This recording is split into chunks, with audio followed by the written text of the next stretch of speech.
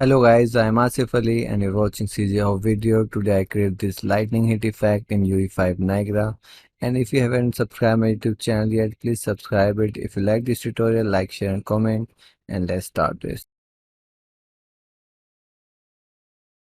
So I have this empty map and I have already downloaded this model with this animation from examiner.com, and I'll just import that in a folder and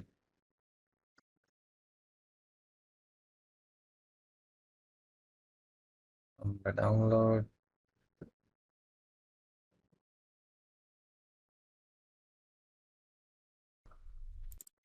So this is the animation we have. Okay, and we have a single material. So I'll go back and then I'll create a sequencer in the same folder.